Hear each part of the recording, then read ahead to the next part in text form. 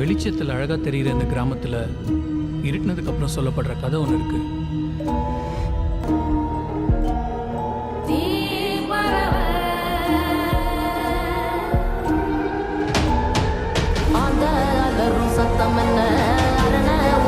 சத்தம் என்ன கொட்டாங்கூ சத்தம் என்ன கொளவி பாடு சத்தம் என்ன ஒத்தையில காகமுன்னு ஓங்கி கரையும் சத்தம் என்ன ஊழையிடும் நரியோட ஓயா கவலை சத்தம் என்ன.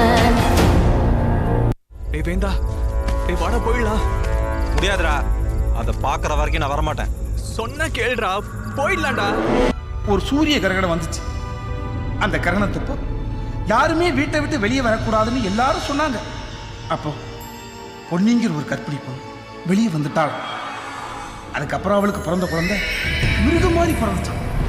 பிறந்த உடனே அந்த குழந்தை பிரசவம் பார்த்த ஒரு பிள்ளை கடிச்சு எத்தனையோ ஆடு மாடு குழந்தைகளையும், ஏன் சில சமயம் தனியா போற மனுஷங்களையும் அந்த அப்படி வேட்டையாடி இருக்கு. அது இன்னும் தெரில பாட்டி. இப்போ அதோட பேர் சொல்ல கூட எனக்கு ரொம்ப பயமா இருக்கு. அம்புலி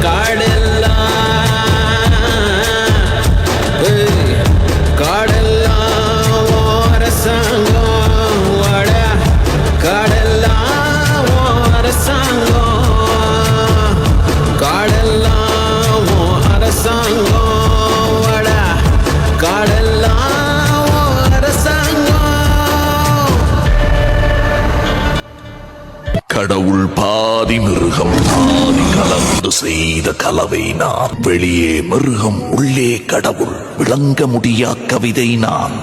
மிருகம் கொன்று கடவுள் வளர்க்க பார்க்கின்றேன். கடவுள் கொன்று உணவாய் தின்று மிருகம் மட்டும் வளர்கிறதே.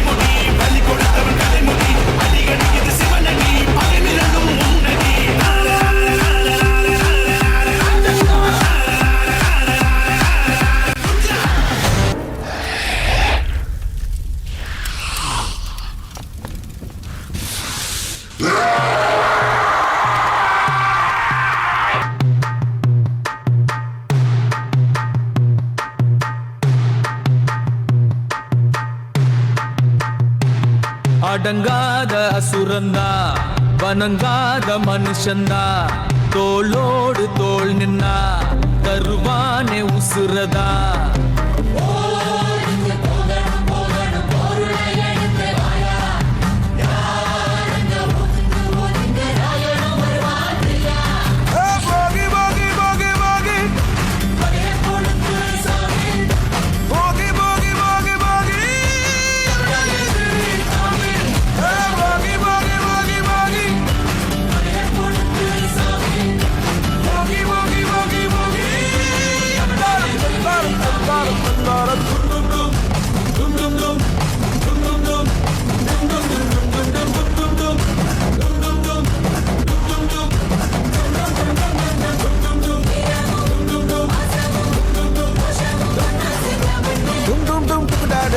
டுக்குதாடு டும் டும் டும் டும் டுக்குதாடு டுக்குதாடு டுக்குதாடு